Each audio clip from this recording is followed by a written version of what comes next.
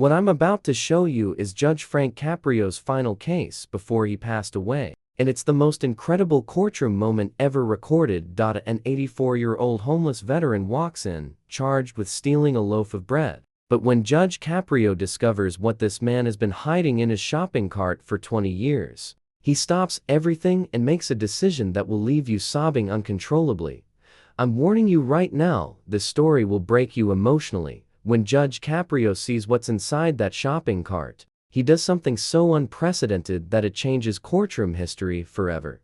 But before we dive into Judge Caprio's most legendary moment, less than 0.5% of you watching are actually subscribed. So please, hit that subscribe button, because this story about the greatest judge who ever lived deserves to reach everyone. This isn't just a courtroom case, this is Judge Frank Caprio's legacy, his final gift to humanity. And what happens in the next 30 minutes will restore your faith in compassion, justice, and the power of human kindness. It's a crisp October morning in Providence Municipal Court, and Judge Frank Caprio is preparing for what none of us knew would be his final week on the bench. At 84 years old, Judge Caprio has presided over thousands of cases with the same compassion and wisdom that made him beloved worldwide. The courtroom is packed, as usual, a mix of defendants, families, court staff, and even some visitors who've traveled from other states just to witness Judge Caprio's legendary compassion in person.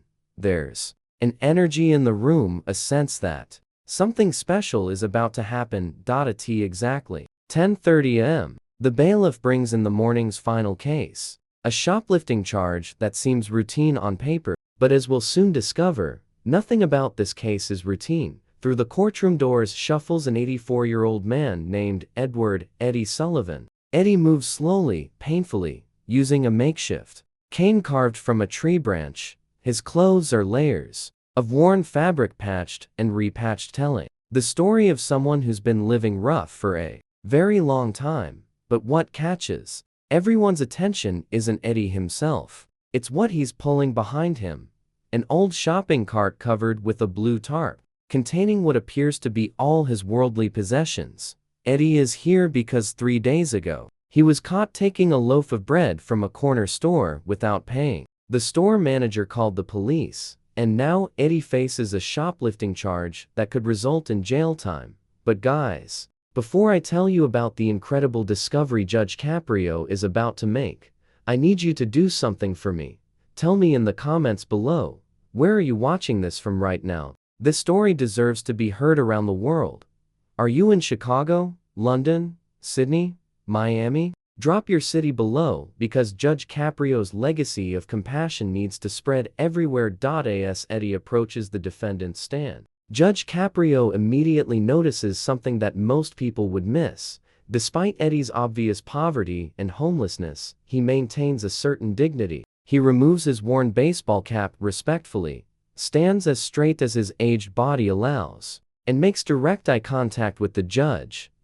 Patrick Sullivan, the court clerk, announces. Reading from the docket, Eddie steps forward, gripping his makeshift cane with one hand and keeping the other on his shopping cart, as if protecting something precious. Judge Caprio looks up from his paperwork with those kind eyes that have shown mercy to thousands of people over his 30-year career. He immediately senses that this isn't just another shoplifting case. Mr. Sullivan, you're charged with shoplifting, specifically taking a loaf of bread valued at $2.49 from Murphy's Corner Store. How do you plead? Quietly, guilty, Your Honor, Eddie says, his voice carrying the gravitas of someone who's lived through things most of us can't imagine. Took the bread. I was hungry. Judge Caprio sets down his pen, that familiar gesture that signals he's about to move beyond the legal formalities into something more human. Mr. Sullivan, can you tell me about your circumstances? Why were you unable to pay for the bread? Eddie glances around the packed courtroom, then back at Judge Caprio. Your Honor, I've been homeless for 8 years now. I live on the streets, try to find work when I can, but at my age, jobs are hard to come by. Judge Caprio's expression softens even more. Mr. Sullivan, may I ask your age? 84, Your Honor. Same as you. Believe.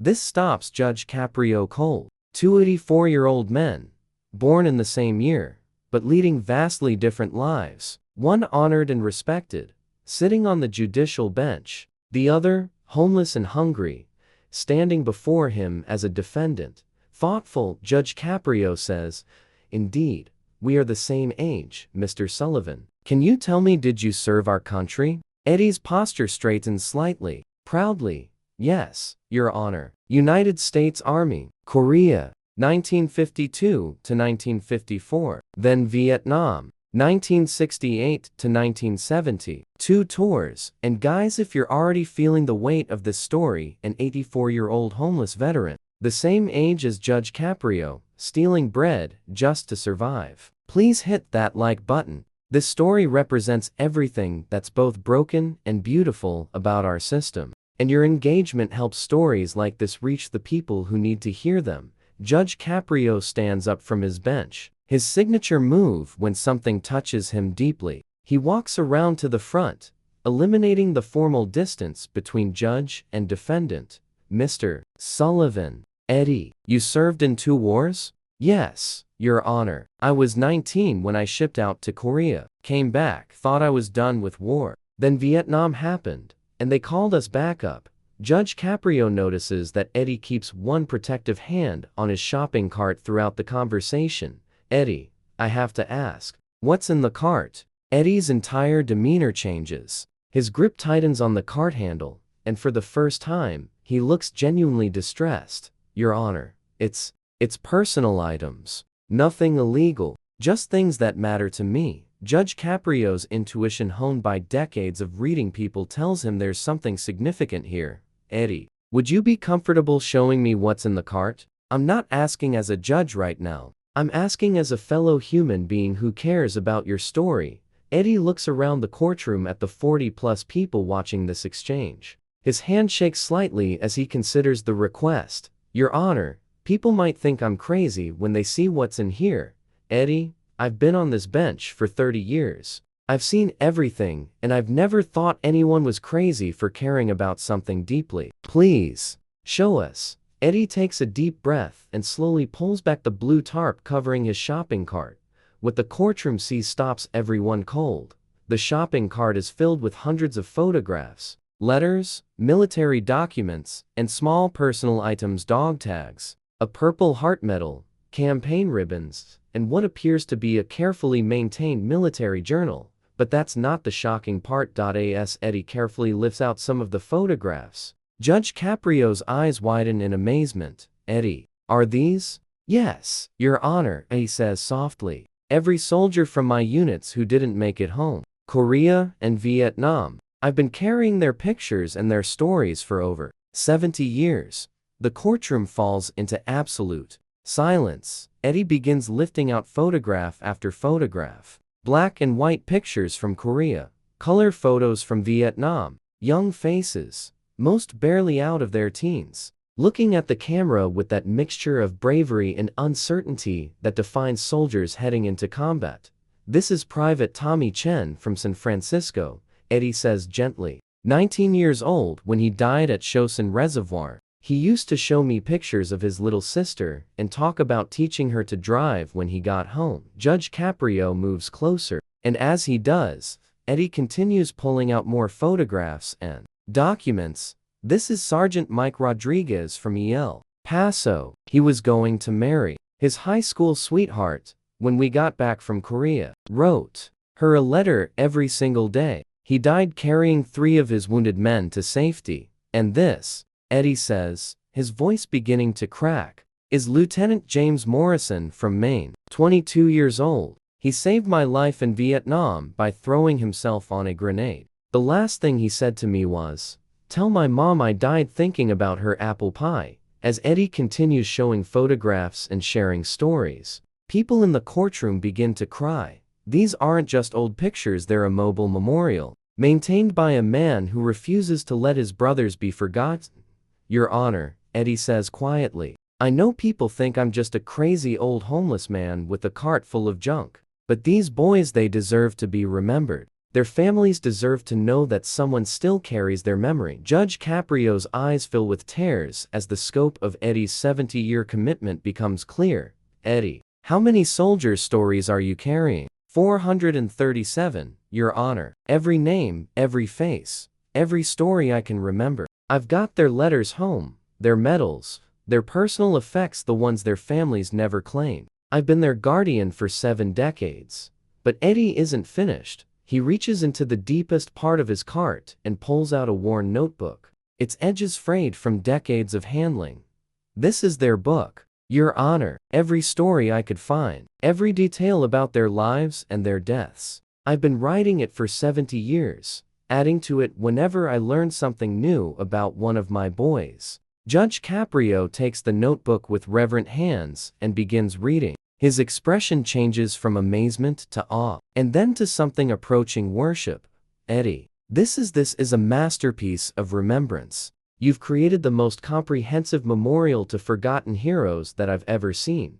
But what Judge Caprio reads next in the notebook stops him completely. Eddie, it says here that you've been tracking down families of fallen soldiers and returning their personal effects. How many families have you found? Over 200, Your Honor. Sometimes it takes years, but I find them. I give them their son's last letter, or his medal, or a picture he carried. I tell them how brave their boy was, how much he was loved by his brothers. Judge Caprio realizes he's looking at a man who has spent 70 years serving others, honoring the dead, and comforting the living, all while living in poverty himself.